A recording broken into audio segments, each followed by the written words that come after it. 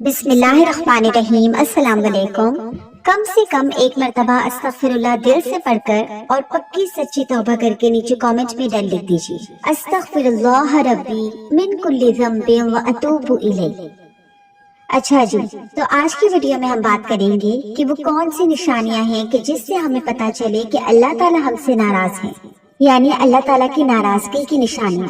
کیونکہ گناہ کرنے کے بعد انسان بہت بے چین ہو جاتا ہے، اس سے کہیں بھی سکون نہیں ملتا، اس کے دل میں یہ بھی خدشہ ہوتا ہے کہ پتہ نہیں اس کی دعائیں قبول ہو رہی ہیں یا نہیں، یا اس کی جتنی بھی عبادات ہیں جو وہ کر رہا ہے وہ قبول ہو رہی ہیں یا نہیں۔ تو یہی سب سے بڑی نشانی ہے کہ آپ کے دل میں گلٹ ہے، آپ شرمندہ ہیں۔ مگر کچھ نشانیاں ایسی ہیں کہ جس سے ہمیں پتہ چلے کہ اللہ تعالیٰ ہم سے ناراض ہے۔ تو انشاءاللہ آج کی ویڈیو میں ہم یہی بات کریں گے۔ ویڈیو میں آگے بڑھتے ہیں، مگر اس سے پہلے ریکویسٹ ہے کہ جس کسی نے ابھی تک اس ویڈیو کو لائک نہیں کیا تو ابھی اس ویڈیو کو لائک کر لیں۔ میں 2 سیکنڈ کے لیے رکتی ہوں اور میں دعا کرتی ہوں کہ جو بھی اس ویڈیو کو لائک کرے گا اللہ تعالیٰ اس کے دل کی تمام حاجات کو پورا کرے۔ تو آج ہم بات کریں گے اللہ تعالیٰ کی ناراضگی کی نشانیوں کی، اور اس کے علاوہ اپنے گناہوں پر اگر آپ شرمندہ ہیں تو کس طریقے سے معافی مانگیں اور کس طریقے سے اس روٹھے ہوئے رب کو منائیں تاکہ وہ پھر سے مان جائے، کیونکہ وہ رب نا اپنے بندوں سے اتنی محبت کرتا ہے، اپنے ہر سنگل بندے سے 70 ماؤں سے بڑھ کر محبت کرتا ہے۔ تو انشاءاللہ جب ہم اس سے معافی مانگیں گے تو وہ ہماری توبہ بھی قبول کرے گا، اور انشاءاللہ اس کے بعد ہمیں پھر گناہ نہ کرنے کی توفیق بھی دے گا انشاءاللہ۔ تو پہلی بات ہو رہی ہے کہ اللہ تعالیٰ کی ناراضگی کی نشانیاں۔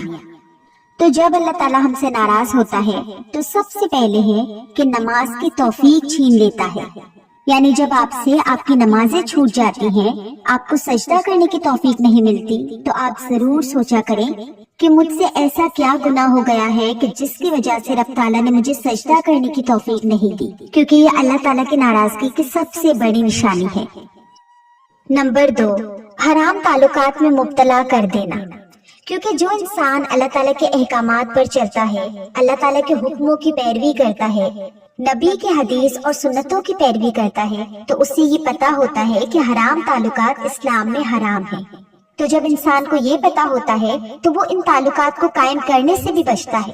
تو جب کبھی آپ حرام تعلقات میں مبتلا ہو جائیں تو ضرور سوچا کریں کہ کہیں میرا رب مجھ سے ناراض تو نہیں ہو گیا، ٹھیک ہے؟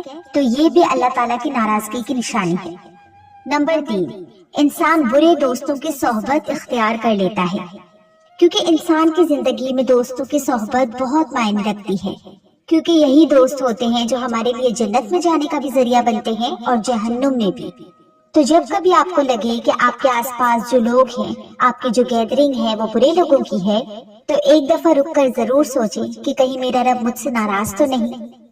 اسی لیے اللہ تعالیٰ سے دل سے دعا کیا کریں کہ اللہ تعالیٰ مجھے اچھی صحبت دے، کہ اللہ تعالیٰ اپنے نیک بندوں کو آپ کا دوست بنائے۔ تو اس کے لیے ایک بہت ہی پیاری سی دعا ہے، آپ اسے ہر نماز کے بعد کم سے کم 1 مرتبہ ضرور پڑھا کریں، اور یقین کریں کہ یہ میری اتنی فیوریٹ دعا ہے، میں خود بھی اس دعا کو بہت پڑھتی ہوں، میں اس دعا کا ترجمہ ذہن میں رکھ کر پڑھتی ہوں۔ تو آپ لوگ بھی اس دعا کو یاد کر لیں اور اس دعا کو ہر نماز کے بعد کم سے کم 1 مرتبہ پڑھا کریں۔ اللہم انی اسألک حبک وحب من یحبک وعمل الذی یبلغنی حبک، کہ اے اللہ میں تجھ سے تیری محبت کا سوال کرتا ہوں اور اس شخص کی محبت کا سوال کرتا ہوں جو تجھ سے محبت کرتا ہے، اور اس عمل کا بھی سوال کرتا ہوں جو مجھے تیری محبت تک پہنچا دے، آمین ثم آمین۔ تو ٹھیک ہے، برے لوگوں کی صحبت بھی اللہ تعالیٰ کی ناراضگی کی نشانی ہے۔ اب آگے نمبر 4 ہے والدین کی نافرمانی کرنا۔ آپ سبھی کو پتا ہے کہ والدین جب ناراض ہوتے ہیں تو ڈیفینیٹلی اللہ تعالیٰ بھی ہم سے ناراض ہوتے ہیں، کیونکہ اللہ تعالیٰ نے قرآن پاک میں سورہ بقرہ میں فرمایا وَبِالْوَالِدَيْنِ إِحْسَانًا، اور اپنے والدین کے ساتھ بھلائی کرو۔ تو ایک تو ہو گیا بھلائی کہ والدین نے ہمارے ساتھ بھلائی کی، ہمیں پیدا کیا، ہماری پرورش کی، ہماری تربیت کی، ہمیں پڑھایا لکھایا، تو یہ سب کچھ انہوں نے ہمارے ساتھ بھلائی کی۔ اب آگے ہے کہ ہمیں ان کے ساتھ احسان کا معاملہ کرنا ہے، یعنی اگر انہوں نے ہمارے ساتھ بھلائی کی، ہمارے ساتھ نیکی کی، تو ہمیں اس سے بڑھ کر کرنا ہے، ٹھیک ہے؟ تو ہمیں ہمارا رب اور ہمارے رسول بھی ہمیں یہی سکھاتے ہیں کہ والدین کے ساتھ احسان کا سلوک کرو۔ تو اگر آپ کبھی اپنے والدین کی نافرمانی کرتے ہیں تو ضرور سوچا کریں کہ کہیں میرا رب مجھ سے ناراض تو نہیں۔ رائٹ؟ تو اگر آپ کو یہ پہلے نہیں پتا تھا اور اب پتا چل گیا تو آپ نے اس غلطی کو سدھارنا ہے، توبہ کرنی ہے اور اپنے والدین کے ساتھ احسان کا سلوک کرنا ہے، تاکہ جب آپ کے والدین آپ سے راضی ہوں گے تو آپ کا رب بھی آپ سے راضی ہو جائے گا۔ نمبر 5، گناہ پہ گناہ ہونا۔ ہمیشہ یاد رکھنا کہ جب انسان سے ایک گناہ ہوتا ہے تو اس کے دل پر ایک دھبا لگتا ہے، اور جب اسے احساس بھی نہیں ہوتا اور وہ توبہ بھی نہیں کرتا، اور پھر وہ اس سے گناہ پہ گناہ ہوتے رہتے ہیں اور اس کے دل پر دھبے پہ دھبے لگتے رہتے ہیں، اور ایک وقت آتا ہے کہ اس کا دل گناہوں سے سیاہ ہو جاتا ہے، اور پھر جا کر اس انسان کے دل میں، اس کی زندگی میں بے چینی شروع ہو جاتی ہے۔ انسان کا کہیں بھی دل نہیں لگتا۔ اتنی نعمتیں ہونے کے باوجود بھی اللہ تعالیٰ ان نعمتوں سے لذت اٹھا لیتا ہے، کیونکہ بعض اوقات ایسا بھی ہوتا ہے نا کہ انسان کے پاس بہت سا پیسہ ہوتا ہے، بہت سی آسائشیں ہوتی ہیں، رہنے کو بڑا گھر ہوتا ہے، خوبصورت اور عالیشان گھر ہوتا ہے، گھومنے کے لیے گاڑیاں ہوتی ہیں، بہت سے ایسے مواقع ہوتے ہیں کہ انسان دنیا بھر کی آسائشیں اور عیش و آرام کو لوٹ سکے، اولاد کی کثرت ہوتی ہے، زندگی کی ہر نعمت جو انسان کو لگتا ہے نا کہ یہی سب کچھ ہے، تو وہ سب کچھ اس انسان کے پاس ہوتا ہے، اور اگر کچھ نہیں ہوتا تو وہ ہوتا ہے دل کا سکون۔ تو یہ بھی اللہ تعالیٰ کا بہت بڑا عذاب ہے کہ اللہ تعالیٰ نعمتیں تو دیتا ہے مگر اس میں سے سکون اٹھا لیتا ہے، پھر وہ نعمت ہمارے لیے سکون کا نہیں بلکہ بے چینی کا باعث بنتی ہے، اور یہ سب انسان کے گناہوں پر گناہ کرنے کا نتیجہ ہوتا ہے۔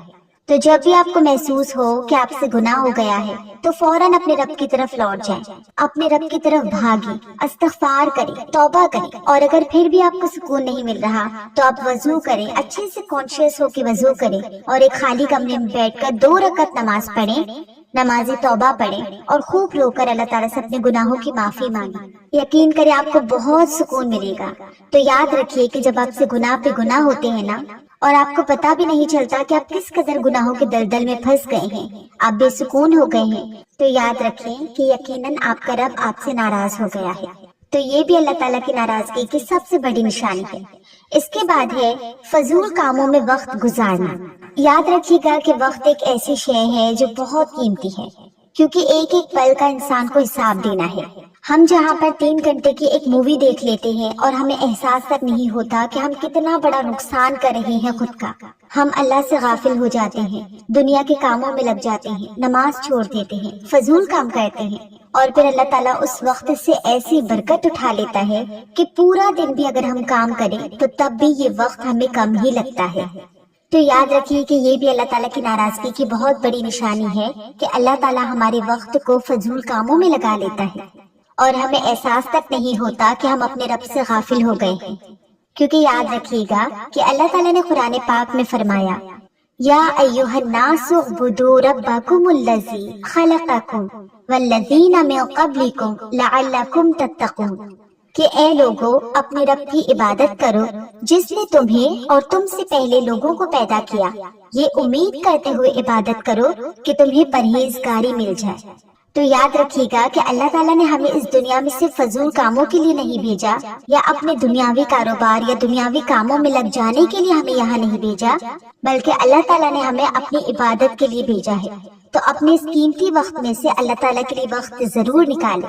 یقین کریے اللہ تعالیٰ آپ کے وقت میں برکت ڈال دے گا، کیونکہ ایک بہت ہی خوبصورت سی کہاوت ہے، اپنی زندگی میں اللہ تعالیٰ کے لیے وقت نکالیں، اللہ تعالیٰ آپ کی زندگی سے برا وقت نکال دے گا انشاءاللہ۔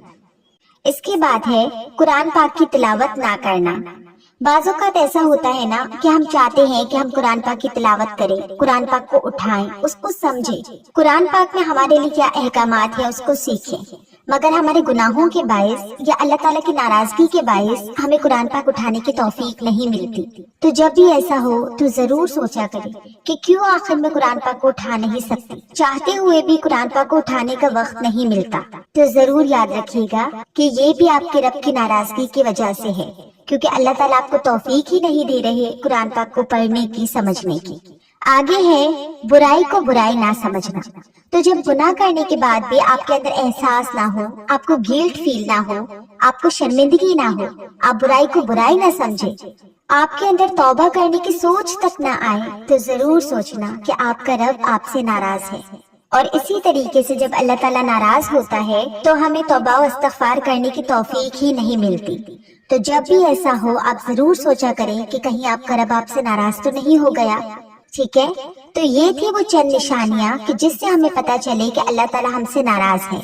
تو جب کبھی بھی آپ کو زندگی میں محسوس ہو کہ اللہ تعالیٰ آپ سے ناراض ہے اور یہ ساری نشانیاں آپ کو محسوس ہو، تو آپ لوگ فوراً سمجھ جائیں کہ آپ کا رب آپ سے ناراض ہے اور اب یہ توبہ کا وقت ہے۔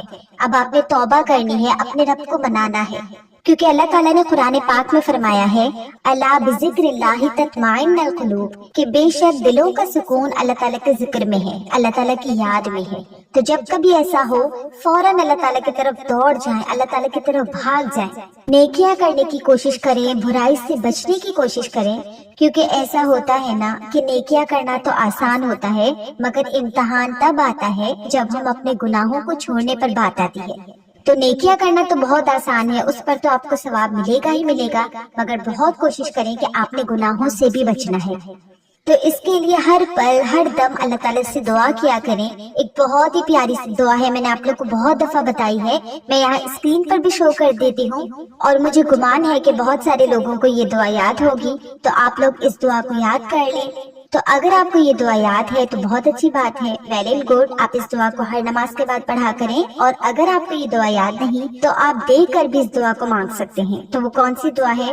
اللہم ارنا الحق حقا وارزقنا اتباعہ وارنا الباطل باطلا وارزقنا اجتنابہ، کہ اے اللہ مجھے حق کو حق کی صورت میں دکھا اور اس کی اتباع کرنے کی توفیق دے، اور آگے ہے کہ اے اللہ مجھے باطل بھی باطل کی صورت میں دکھا اور اس سے اجتناب کرنے کی بھی توفیق دے۔ تو امید ہے کہ آج کی ویڈیو آپ لوگوں کو پسند آئی ہوگی۔ ویڈیو اچھی لگی ہے تو ویڈیو کو لائک کریں اور نیچے کامنٹ باکس میں ایک دل چھوڑ دیں تاکہ مجھے پتا چلے کہ کتنے لوگوں کے لیے یہ ویڈیو فائدے مند رہی۔ ایسی اور بھی ویڈیوز دیکھنے کے لیے میرے اس چینل بیرا لیا کو سبسکرائب کر کے بیل نوٹیفیکیشن کو آن کر دیں تاکہ آپ تک میرے چینل کے تمام اپڈیٹس پر وقت پہنچتی رہے۔ جزاک اللہ خیرا۔